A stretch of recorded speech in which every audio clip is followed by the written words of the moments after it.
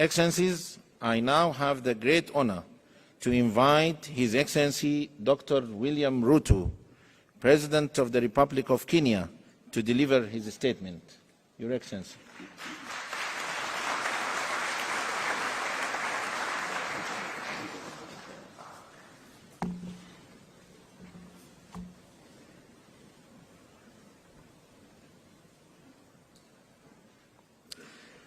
Thank you very much. Your Excellency Azali Osmani, President of the Union of Comoros and the Chair of Africa Union, Your Excellencies, Heads of State and Government, Your Excellency Mr. Musa Faki Mahamat, the Chairman of the Africa Union Commission, Your Excellency Isufu Mahamadou, Champion of the SCFTA and former President of Niger, Your Excellency Amina Mohammed, Deputy Secretary General of the United Nations, heads of organs and institutions of the Africa Union, regional economic communities and regional mechanisms, honorable ministers, the Honorable Anwai Guru, Chairperson of Council of Governors, the Honorable Johnson Sakaja, the Governor of the City of Nairobi, honorable members of Parliament, Excellencies, ladies and gentlemen. I am greatly honored and delighted and I have a high privilege to have this opportunity to welcome you to the city of Nairobi and to Kenya. The opportunity to host this summit and your visit to our country does a tremendous honor to our nation. I welcome all of you, Your Excellencies, ministers, and our friends from across the continent and beyond to Kenya. Let me just give you one or two tips about Kenya. First, around the city of Nairobi, it is a city that has a canopy of very green on one side and also a national park in the city. In the national park, which is maybe 10, 15 minutes from your hotel room, we have wildlife, lions and all manner of wildlife. We have tried to fence, but sometimes, as you know, wild animals, they break away from the fence. So if you take time to walk around the city of Nairobi and you meet a lion, please be careful, because they are wild. We try to keep them inside. Secondly, let me also welcome you to Nairobi, to Kenya, and to give you some information that scientists, and I am one of them, have proven that the earliest remains of man are in Kenya. And therefore, for those of you who know the history of humankind, this is where humanity began. And so while you are here and you feel at home, it is because you truly are at home. So, and I want to give you my commitment that as the people of Kenya, we are having a national conversation as to whether we should have any visa for anybody coming home. So next time, next time you come to Nairobi, you might not need a visa. Excellencies, you will recall that as a continental political community, we resolved unanimously to pursue the integration agenda with greater vigor and focus. This commitment was underscored by the decision to formulate a suitable framework to effectively coordinate the diverse efforts undertaken through our 8 regional economic communities and various mechanisms that is part of the ecosystem of the AU. It is evident from the variety of activity, enhanced efficacy and viability of AU's agenda and the undeniable increase of the AU Commission's administrative capacity and overall vigor of the regional and Pan-African integration efforts that the AU's commitment was earnest, accompanied by demonstrable political will and a focused and effective implementation strategy. We are a busy continent that is going places. The young, clean, green continent of the future, and we are determined to lead our march into this future as a united, empowered contributor of sustainable solutions for global problems. We are reasoning together, generating effective solutions together, implementing them together, facing our challenges head-on together, making progress and getting results. This is what has brought Africa's implementation leadership to Nairobi, and the sum total of the agenda of the 5th Mid-Year Summit, which is this meeting. For this, I want to celebrate all of you who are here today, not just for making time to be here, but also for the work you do every day in taking the Pan-African Unity Project forward. For this is what the integration agenda is all about. Whether we are talking about regional economic communities or mechanisms or the broader continental effort, the unity of African people is our primary goal. I commend His Excellency President Abdel Fattah al-Sisi, President of the Arab Republic of Egypt, for successfully chairing the Heads of State and Government's Orientation Committee, which has effectively steered AUDA-NEPAD in its momentous breakthrough in achieving the Agenda 2063 aspiration of consolidating regional and continental integration. I also thank President el-Sisi for successfully hosting the African COP, or the Implementation COP as it was called, the last conference of state parties to the United Nations Framework Convention on Climate Change at Sharm el-Sheikh in Egypt. In November last year, it was at this COP that Africa firmly revealed to the world a new determination to project a clear, forceful, and united voice and claim its opportunity to contribute to resolving humanity's most serious existential threat, that is climate change. I salute with gratitude His Excellency President Ali Bongo Ondimba, President of the Republic of Gabon, in his capacity as the chair of the Economic Community of Central African States, for the progress he has made in stewarding collaboration among regional economic communities under the Inter-Reg Cooperation Initiative. As a result, the ECAS and the Economic Commission of Western Africa States has made significant strides in strengthening maritime security cooperation. I also appreciate the work being done by His Excellency President Ismail Omar Guelleh, the President of the Republic of Djibouti, who chairs the Intergovernmental Authority on Development, for his able leadership of IGAD's contribution to the progress towards agreement on the cessation of hostilities in Ethiopia, and now the activities that we are all undertaking to ensure that Sudan returns to normalcy and takes up its place as a stable, peaceful country in our continent. Further, I am cognizant of the animated activities and excellent work that has brought much progress in ongoing projects and initiatives being undertaken across many spheres by the Economic Community of West African States under the able leadership of His Excellency President Bola Ahmed Tinubu of the Federal Republic of Nigeria, the Common Market of East Africa and Southern Africa, led by His Excellency Hakainde Hichilema, President of the Republic of Zambia, Southern Africa Development Community, SADC, chaired by His Excellency President Felix Antoine Tshisekedi Tshilombo of the Democratic Republic of Congo, the Community of the Sahel under the stewardship of His Excellency President of Benin, Patrice Talon, the Arab Unity Arab Union of the Maghreb, led by His Excellency Tayyip Pakush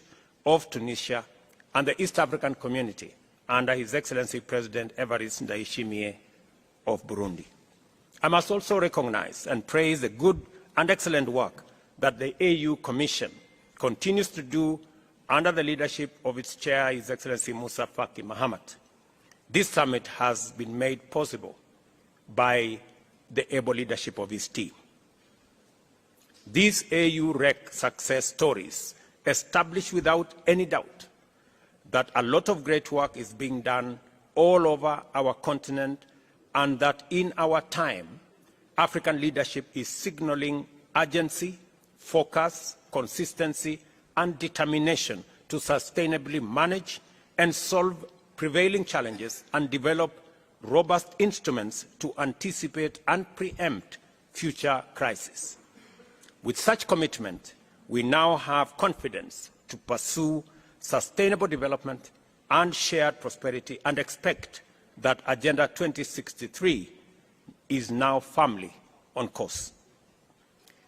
The most compelling signal that African integration is unstoppable and that it will open doors for unprecedented socio-economic transformation is the progress we have made in implementing the Africa Continental Free Trade Area. We must all be proud of this magnificent project, an historic achievement by and for ourselves, whose positive effects will reverberate throughout the world for a long time to come. I am not exaggerating. Let us consider the bare facts of the matter. This single mechanism has inaugurated the world's largest free trade area. Under it, 54 countries have agreed to create a single market with a population of 1.4 billion people and a GDP of US dollars 3.4 trillion. The free trade area is projected to lift 30 million people out of extreme poverty and boost incomes by 7%, or US dollars 450 billion by 2035. As I have had occasion to remark before elsewhere, this is the magnitude of what typical Pan-African collective action can achieve, and we are only getting started. The progress we have, the progress we have made by collaborating with unprecedented firmness of purpose in different domains, including peace and security, regional integration, investment, trade and development, and climate change, is of tremendous and positive transformative significance for us collectively. Agenda 2063 is our blueprint to deliver the Pan-African vision of an integrated, prosperous and peaceful Africa, driven by its own citizens, representing a dynamic force in the international arena. Therefore, it is more critical now than ever before that we marshal our collective consciousness, willpower, solidarity and unity to fulfill our fundamental generational mandate of introducing Africa as a new global power, ready and able to provide leadership towards a new industrial age that shall simultaneously usher in an era of inclusive development, shared prosperity, and effective climate action. We must therefore capitalize on the institutional reform momentum at the African Union to pursue the complete development of effective capacity to deliver Pan-African transformation. To do this, self-reliance, ladies and gentlemen, is essential, and a fit-for-purpose institutional architecture is indispensable at the AU. At the moment, over 60% of our program's budget is financed by partners. The demands of our challenging time require an AU that can pursue multiple urgent and critical interventions using internally mobilized resources. The Pan-African movement has always been about sovereignty and agency, first and foremost. chronic dependence, even on well-meaning partners, is starkly inconsistent with the aspiration of independence, sovereignty, and agency. And I therefore believe that we must take seriously the recommendations that have been made towards making our organization an organization that stands on its feet and an organization that is funded by us. This is why we must make progress in exploring, developing, and implementing solutions like the Kigali Decision, AU Decision 605 of 2016. Similarly, you may want to know that that decision has now been implemented by 17 countries. We need to persuade all our other brothers and sisters in the other countries to come on board so that we can do the responsible thing and fund our own organization. As a starting point, defining the roles and functions of different organs and instruments more clearly is unavoidable. The coordination, administrative, and implementation mandate of the Commission, the legislative and oversight function of a strong Pan-African Parliament, and the political leadership, ownership, and broad policy direction of the Council all need to be reflected more clearly through rational structural delineation. I hope, it's my prayer, colleagues, ladies and gentlemen, that we finally make the right decision and build an organization that is fit for purpose, that has the requisite finances, the needed voice, and the leadership that can project Africa's position much more clearly with a strong voice so that we can take our place in the community of nations. COP27 was a turning point of tremendous magnitude because it brought home to the peoples of Africa the imperative to reconfigure our model of engagement with global and multilateral frameworks in general, and the urgency of projecting a new place, role, and voice to define Africa's contribution to global development and climate action. As we reflect and deliberate upon President El-Sisi's account of his commendable use of COP27 to facilitate the emergence of a fresh Afrocentric perspective to climate change, it is vital that we resolve to do even better and go much further at the forthcoming COP28 by taking on board a more robust position and proposing a transformed and inclusive global approach to tackling the climate change crisis. This is why it is important for us to pay special attention to the Africa Climate Summit, the first ever in our continent under the AU, which will take place here in Nairobi between September 4th and 6th. The summit, coming after the Paris summit where greater clarity emerged, will be a critical opportunity for us to accelerate global energy transition and deliver African solutions to the COP28 in Dubai, the United Arab Emirates. When we return to Nairobi in September, therefore, our sole business will be to mobilize and converge around a common position and advocate for global alignment on a green growth agenda complemented by a transformative global climate finance compact. Your participation in this summit must therefore anticipate your stronger participation in the Africa Climate Summit. And ladies and gentlemen, as we come to that summit, there are two very important things that as a continent we must harmonize, consolidate, and package our collective position. We must have a collective position on matters to do with debt and liquidity. We must all agree that it is time for a new financing mechanism. The reform of the multilateral development banks is no longer about if, it is when that is going to happen, so that we can eliminate the current structure that is unfair to the majority of the people in Global South and especially in our African continent. None other than the UN Secretary General himself has said that our continent pay anywhere up to 8 times more than our brothers and sisters elsewhere do. It is only fair that we have a financing mechanism that treats everybody equally.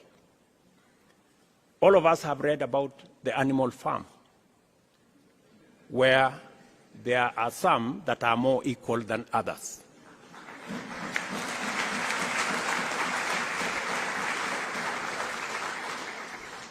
Our position is that we don't live in the animal farm, that we treat each other, and all of us are treated by a financial system equally.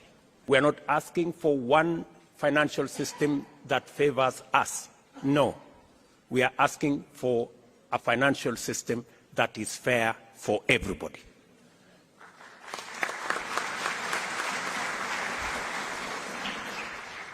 Part of the challenges we have of liquidity, part of the challenges we have in debt distress is actually caused by an unfair financial architecture that makes us pay interest more than others. Today, we have a debt stock of $640 billion as Africans, paying close to $70 billion every year. If we had a fair financial architecture that treats everybody fairly and that does not profile Africa as risky, we would be paying less than half what we are paying today in debt repayments. So we are simply asking that we have a conversation, a candid conversation, on having a fairer financial system, and that is why the reform of the multilateral development banks is an urgent necessity. And secondly, that we were left behind in the fossil fuel energy industrial development. God, in his own wisdom, has put Africa at the center. We have climate change as an existential crisis to humanity. But also, we have green energy, which we have renewable energy, which we have in plenty, as a development imperative to be able to go into the future. That puts us at the center of the solution of the crisis of climate change. And that is a conversation we want to come and have in Nairobi, because Africa, apart from having the greatest stock of renewable energy, we have other assets, minerals, that we have the largest reserves globally that can be used for green energy development. We have the largest reserves of uncultivated arable land that can drive, according to Adesina, my brother, we can increase grain in our globally by up to 100%, maybe even 200%. We have the youngest population, the youngest global workforce in our continent. Ladies and gentlemen, we have what it takes to provide a solution for both decarbonization, taking the world into green industrialization, and also ensuring that we decarbonize everywhere globally. So those are the two things that we must focus our attention and be able to position our continent appropriately. And that's why I said earlier, we need a fit-for-purpose organization, and we need to fund the organization ourselves. You all know it is said, he who pays the piper calls the tune.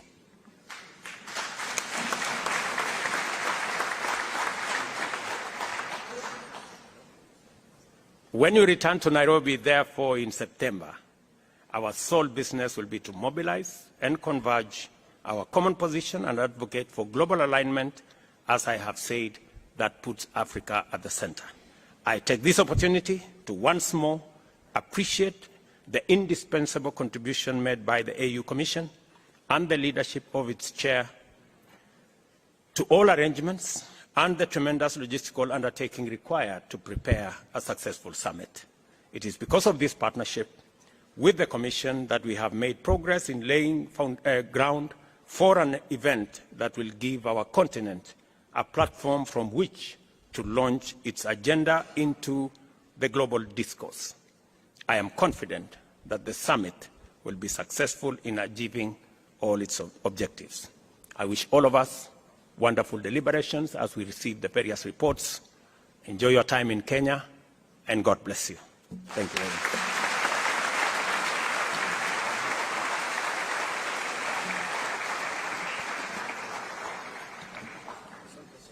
Thank you very much, Your Excellency, Mr. President, for your statement.